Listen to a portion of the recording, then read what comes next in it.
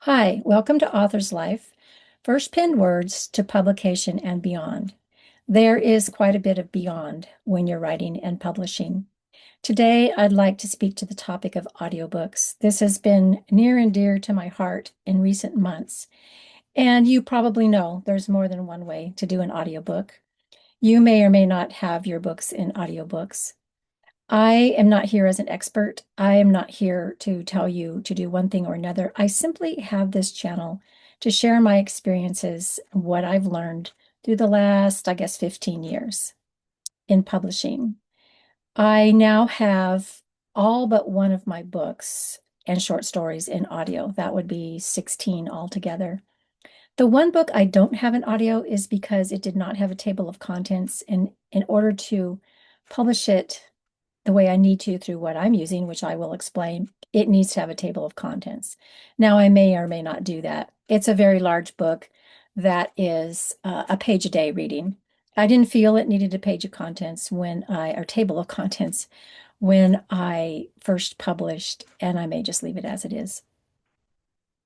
I have my books, I have my books in three formats.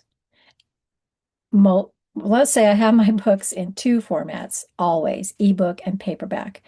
Some of my books were long enough, large enough that I put them in the size eight and a half by 5.5. That could be also hardback. I am speaking specifically of KDP and Draft to Digital. Draft to Digital does not do hardbacks at this time.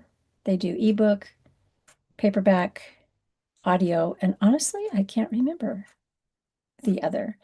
In KDP, if your book is 5.5 by 8.5, you can have a hardback. Some of mine are very small books, and I don't want them in that size trim. So they are in ebook and paperback. I have others that are in ebook, paperback, and hardcover. And then I have all of them in audiobook. In KDP, as long as you have your book in ebook, you can use their program.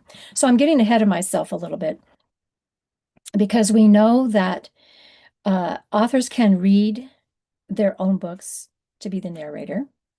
They can hire a narrator.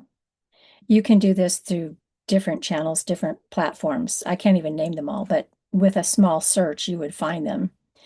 You can do them through Audible with their ACX, and I think that's correct. Sometimes I want to say AXC. I think it's ACX. Forgive me if I'm talking backwards. And hire, or you can even put yourself out there to be a narrator. Okay, and then there is virtual voice. Don't throw eggs. I'm here to somewhat give a positive review on virtual voice. Is that my first choice? No. My first choice was always to read my own books myself. I did start that at one time. It is a lot of work, especially if you want to do a lot of books. It takes a lot of time. I don't really have editing experience. Um, Paying for help is expensive. If you decide you want to hire a narrator and they know how to do all of that, but it's expensive. I know people who have spent thousands of dollars on one book, one audiobook. Okay, if you're an author who has multiple books and you want them all in audio, you're talking about a large sum of money to get that done if you hire, or even if you narrate yourself, if you don't know how to do the editing and what comes after that to actually publish. I found it daunting, even in just reading. Like I said, I started it a number of times, and I was told by several people they would love to hear my books in my own voice. Well, that was my first goal, but it never came to be. It hadn't come to be yet, nor had I hired a narrator. That was out of the question for me. When Amazon invited me to be a part of their audiobook beta testing program. Now, you may or may not have received that invitation. I'm not exactly sure. I read a little bit about it, but I'm not exactly sure how they decide who they invite to do that. I'm sure they have quite a large number. And I didn't know that I had that capability until I got their email and it said check your bookshelf. And when you look on your bookshelf, it'll have a tab not just for ebook and paperback and hardback, but it'll have for audiobook. Start your audio, create your audiobook, I think it says. I went, wow, how does this work? Here's another avenue, you know? It's totally free. Okay, that spoke volumes to me because I am not in a position to spend a lot to get my books in audiobook format. It's not an option for me. It's not an option for a lot of authors. Let's put it this way, you could spend the money and you would need to sell many, many copies of your book to regain that back, to replace that amount you spent. And so you're not ever getting ahead. I mean, it can even be that like that when you're promoting, if you decide to spend money in certain ways. Some promotions cost a lot if you do that. Some of us have to pick and choose what we will use, what budget we have for spending, and where we'll spend it that will help us the most. Well, when I saw that I had the opportunity to use KDP's beta program, I jumped in that very day, that very minute. I will tell you, and I have seen other audios on YouTube talking about the Amazon beta testing program, creating your books there. And I will tell you, yes, you can do it like that. In a matter of minutes, your book is done, and in a matter of hours, it's up there in audio. Positively, piece of cake. Very easy. You've got the ebook done already. You just pull in a few things. You choose your voice, of which there are many. Oh, I can't remember the whole number. I want to say 80 something. There's many female American voices. There are many male American voices. And then in the same number, there are uh, UK voices for male and female, British voices. You have a wide variety of voices. So you choose your voice for that particular book. You might like a lot of voices, but you want to choose the one that'll work for that genre and that book the best. There's a little sample test you can listen to, and it goes for a little while so you can get a sense of what they sound like. And if you start with one voice and you think, oh, that voice didn't quite do it for me, you can just change the voice, and you can change the voice for every chapter if you want to. And I did some changing of voices, but it's very simple to just click on create your audiobook, choose your voice, choose your price, click publish. Literally, in less than 10 minutes, you can create an audiobook.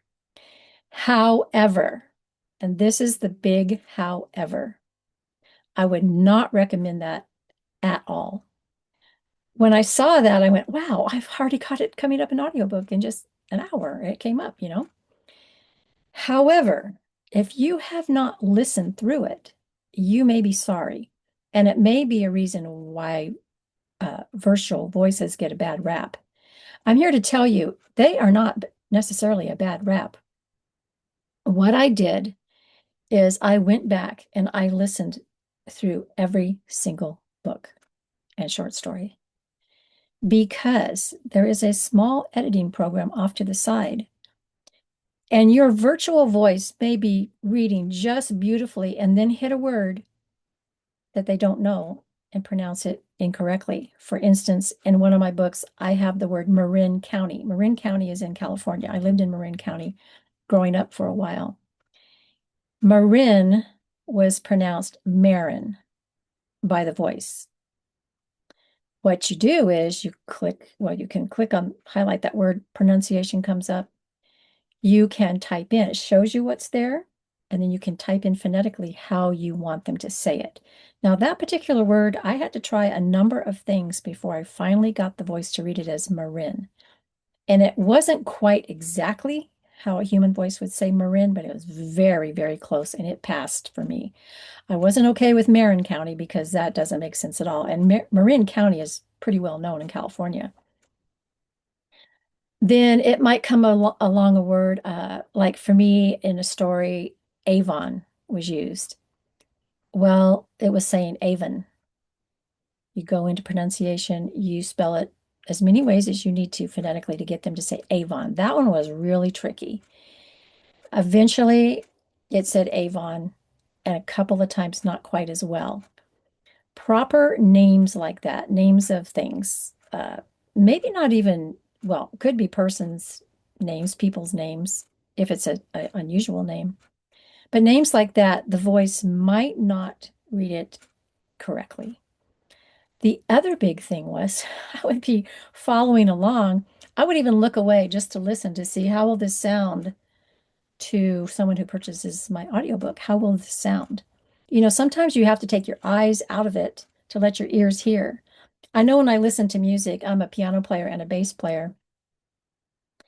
And when I'm listening to music and I want to zone in on a certain part, if you close your eyes, you can hear all the parts of the music much more easily than if your eyes are open. It's just a fact. So if you cut off one sight while you're listening to preparing your audiobook and listen as an audiobook purchaser might hear it, you will hear it more as they will.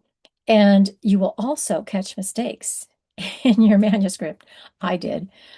Um, I had two words that were flipped around. It said it is or is it when it should have said it is one way or the other. I'm like, what? That didn't make sense. So I look, I'm like, sure enough, the words were twisted around backwards. Well, most of those kind of mistakes for me happen when I have rewritten a sentence and I hadn't quite got a word out or turned around or something. Almost always it happens to me when I rewrite a sentence. I have to really be careful and check it.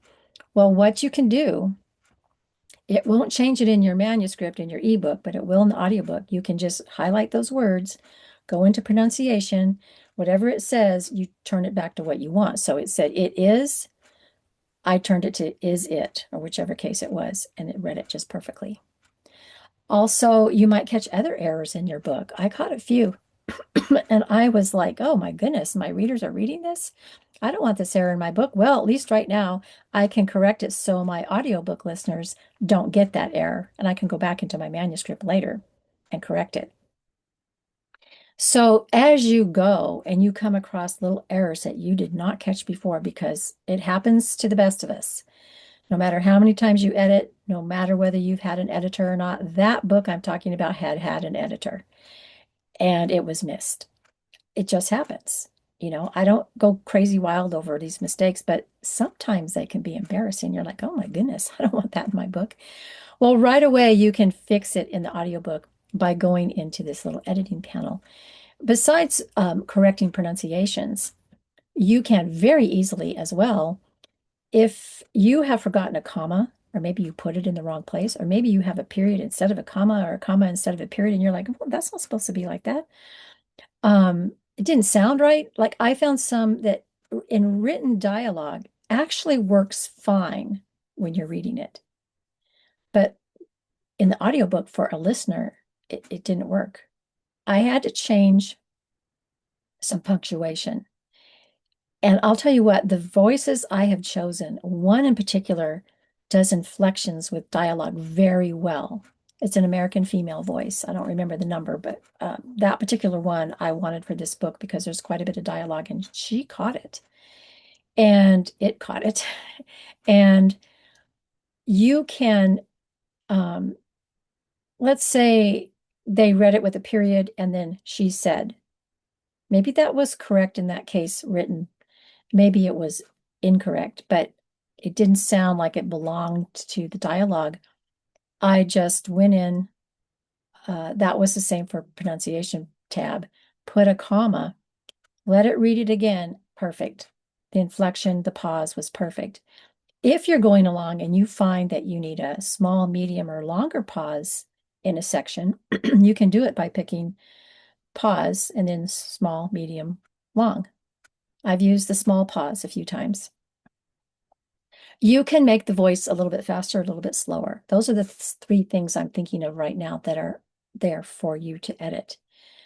They are great. They work great. They're easy to use. They help you clean up your book for audio listeners, but you have to take the time. And I'm telling you, I will not put one of my books out without letting the voice read all the way through for me first and fixing anything I want my listeners to hear correctly where it could be off. It could be an error in the book, or it could just be not translating to audio as well as if somebody just reading through. So there are options for you. You don't just pick a voice and off you go and you get what you get. You are in charge of it. Once you go through your book and you've changed everything, they stay highlighted. Oh, and when you change your pronunciation and you know that word is coming up again, maybe multiple times, you can click a box to say, in every case, basically. And so it's fixed for every area. You don't have to fix it every time. That's very handy. Once you go through that and you like the voice and you've made your corrections, you just click your save changes, click publish, off you go. Within a few hours, your audiobook is up and available for sale. Now, the audiobooks through KDP, which is what I'm talking about, will go up on Amazon as another one of your formats to purchase. They will go into Audible, and I read they go into Alexa. Now, I had my daughter try that for me, and it didn't come up for her, but they're available in those three places, it said. And I found some of mine on Spotify as well. And I believe that there's some kind of partnership between Spotify and Audible or or Amazon, somebody that allowed them to go there. So that was a plus. I didn't do that. They just went there. So what I'm saying is, if you would like your book in audiobook format and you do not have thousands of dollars and you are not trained, skilled, whatever, to read it, edit it yourself, you can use a virtual voice. Now, if you have not been invited into the Amazon's program, I saw reading in their information about the audiobooks that you can sign up on a list to be possibly chosen as they build this bigger. I don't know how long it'll be in testing, but if you get the chance, it's worth a shot to look at it, even if you in the end don't publish it. I thought it was a gift from God, literally, that I had this opportunity to do this.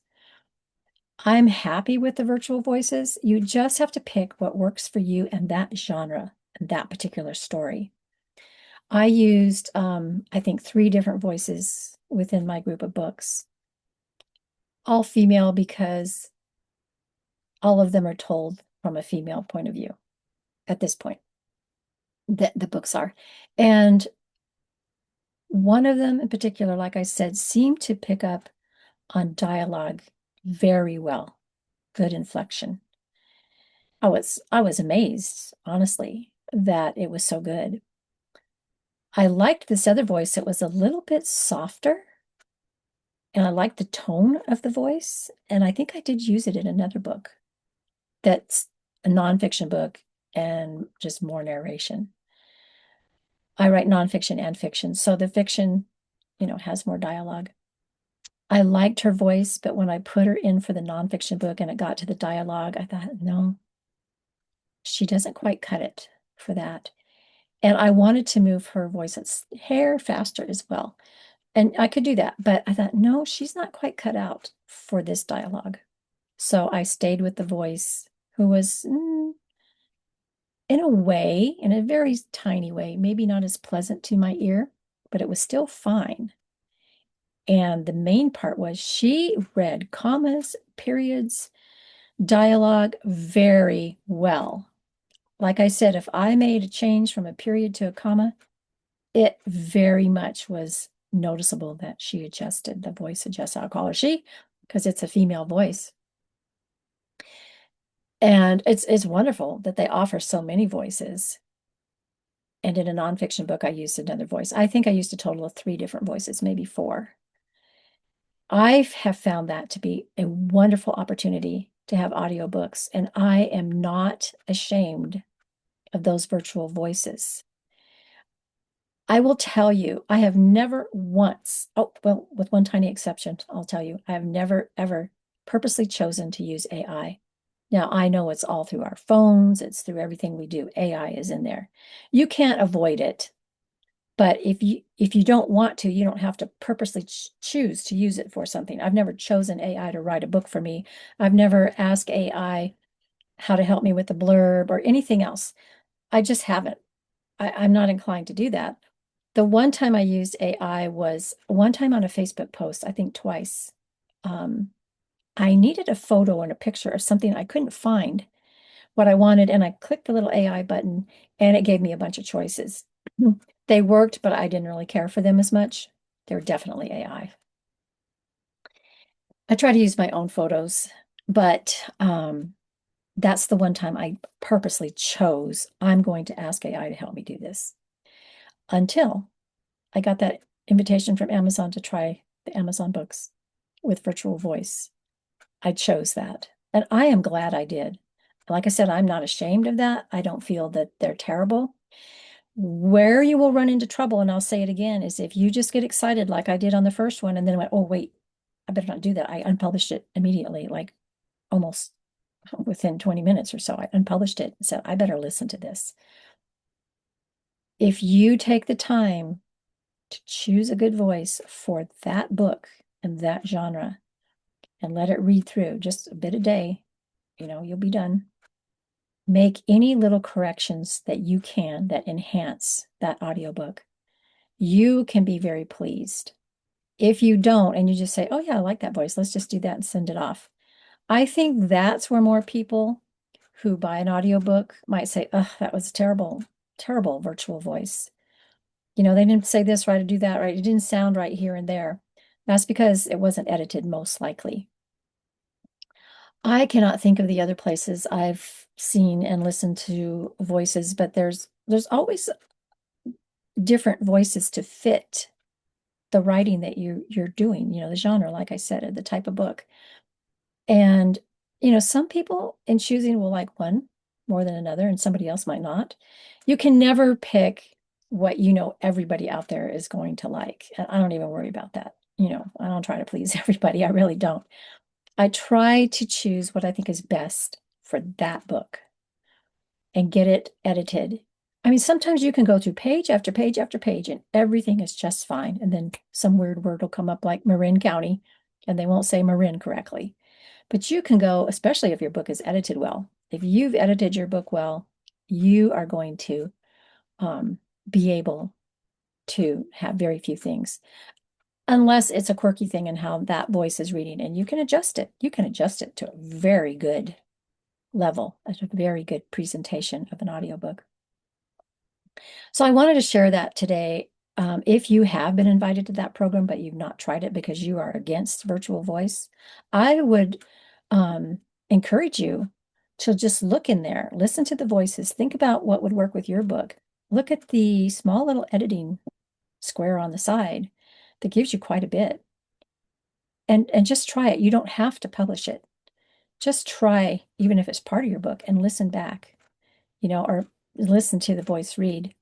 I do personally, after I publish a book, buy a copy of the ebook and the print book because I want to see how it looks to a buyer who bought it that way. Um, and I do the same with the audiobook. I will get a copy of the audiobook. Sometimes, not always. I can listen to it again through the program, but I have purchased a couple because I want to see how it works for the buyer.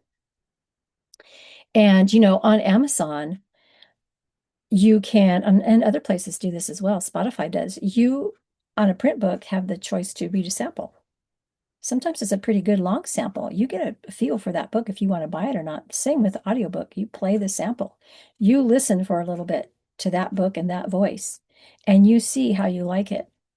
There's sometimes a few little quirky things that come up with how it might go into the program.